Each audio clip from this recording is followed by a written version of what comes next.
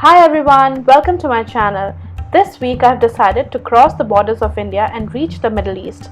I am cooking Mansaf. This is a traditional Jordanian dish and also the national dish of Jordan. It's basically chicken or meat cooked in a yogurt gravy. Let's see how to cook this dish the easy way. Disclaimer, the dish might not be very authentic since a lot of the ingredients used traditionally are not found in India. First up, I'll use a soup starter pack. I'm using a chicken delight soup and mix it with water. Then in a mixer blender, you can pour in some yogurt. I'm using 500 grams of yogurt and put some corn flour in that, about a tablespoon. And after that, pour in the soup that you have mixed with water. In Jordan, people use a yogurt soup starter pack, but we don't get that in India. So I've used a regular soup and it did give a really nice taste to my Mansaf. After blending it out, the mix should look something like this. You can also use a hand blender if you do not have a mixer grinder. Then in a separate bowl, put in some water and let it come to a boil and then add some cauliflower. The cauliflower florets need to be parboiled, which means it should not be too soggy, like it should not wilt, but at the same time it should be thoroughly cooked. After cooking it out, we need to saute that lightly in the oil. So take a shallow bottom frying pan or anything, pour in some normal vegetable oil and then saute your cauliflower florets for a little while. They should be slightly browned. You do not have to deep fry them or cook them for very long. Since the cauliflower, they are already cooked. After sauteing your cauliflower florets, it should look something like this. So they're slightly brown and nothing over fried. The reason for cooking everything beforehand is you just want everything to soak into the yogurt gravy and not cook in it. Now again in a boiler, pour in some vinegar. Add some salt if you must, then add some slices of onion.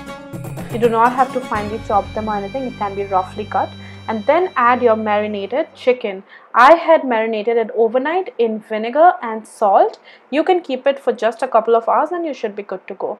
After cooking the chicken, do not throw the stock. We can use it later on in the yogurt gravy. After boiling the chicken, we need to fry them. So use the same frying pan that you had used for the cauliflower. Don't toss it out in the sink unless you really enjoy doing your dishes, because this entire recipe is going to call for sauteing and frying a number of times. So keep using the same pan. So I'm going to fry the chicken. Be careful, you do not want to get burnt. So stay at a good distance away and sear or saute your chicken for a little while. They should be slightly brown. There is no risk of contamination here because the chicken is already well cooked since we boiled it before. After searing it for a while, the chicken should look something like this. So slightly browned up but nothing overdone or over fried. Again in the same pan, we are going to quickly do some garlic. I have already shredded it, and some onion. You do not have to again finely chop or anything. It can be roughly cut onions. Go easy on this dish. There is no fancy preparation here.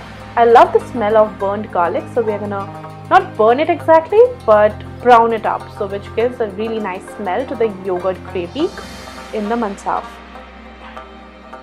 So again we are gonna saute everything up till they are golden brown. Do not caramelize it or over fry it. It should look something exactly like this. Now we're going to take the mixture that we had blended before, the yogurt mixture, and in a heavy bottomed pan, we're going to drop that. Remember to keep the heat on medium high, and we're going to keep stirring it. You do not want any clumps to be formed.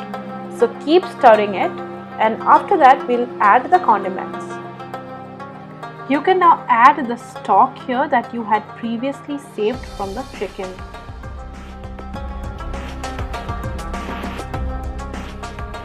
Now I'll take some cardamom pods and add them in the yogurt gravy. And again I'm going to stir. Let it cook for a little while and then we'll add in the seared chicken. So there goes the chicken. Traditionally lamb is used, but I am using chicken. I will probably cook the lamb mansaf sometime later, and then we'll add the sauteed onions and garlic, and we'll leave it to cook for at least 10 to 15 minutes on low heat.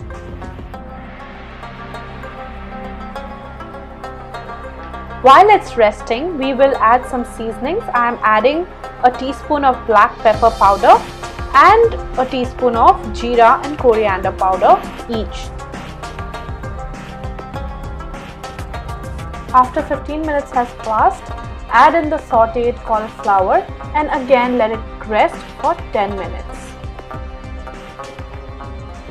Now is the time to add those finishing touches. I'm going to use the same frying pan and do the nut garnishing. So I'm going to use some ghee, a tablespoon maybe, or clarified butter, whatever you call it. It's basically ghee. And I'm going to fry up the cashew nuts.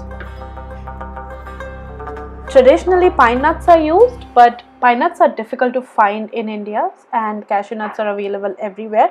Plus, I think cashew nuts taste better. So I'm going to use the cashew nuts. They fry up really quickly, so be very careful here. I'm going to lightly saute them till they are a slight brown. So after cooking them for a little while, it should turn to look something like this. So do not cook more than this. You do not want to burn your cashew nuts because they taste really bitter after that. So set it aside, and then the mansaf is ready, and finally we'll do the rice. Now again, it's not authentic, so don't go by my word. I'm just bringing it. So I added some butter in a kadhai, and I'm going to add the pre-cooked basmati rice. You can use any other form of rice. If you're a health nut, then you can use brown rice or red rice. But let me assure you, nothing is going to taste as good as basmati rice. I had pre-cooked the rice earlier in the day. There's no special way of cooking it. It's basically how you cook rice. Just rice and water and boil it. And then I'm cooking it with some butter, and I'll add some seasoning. So I added about a teaspoon of pepper powder, and I added a teaspoon of salt just to give it a slight taste. So it's all about the finishing touch that you do to your rice, and butter really makes the rice taste very yummy. So that is it. Your rice should be done. If you can see, I have added a little more blob of butter to give it some more taste, and since I realized that the quantity was more than the butter I added initially. Now the mansaf spread is ready. So you can see the rice, you can see some yogurt juice, the soup that I have kept separately, the mansaf, and some coriander that I'll sprinkle on top, and some nuts. So in the end, I'll add about a couple of teaspoons of garam masala. It gives a very nice smell to the yogurt gravy. It is completely optional. You can skip it if you do not want, and if you want a more planned or traditional Jordan mansaf that is made in the country. Now to spread it, a lot of people also use tandoori bread as the first layer, but I'm going to use rice because hey, gluten intolerance is real. So I'm going to use rice. I'm kidding about the gluten intolerance part. If you are not gluten intolerant, you can put chapati or tandoori roti, whatever. So I'm going to spread the rice really nice and evenly, and then I'm going to drop in the chicken and some of the yogurt soup. Now the second layer is chicken, so I'm going to add in some chicken. Some of the cauliflowers and chicken decided to stray. I'm going to make a nice playground of the chicken, spread it all around over the rice, and then I'm going to pour in some yogurt soup all over the rice and chicken.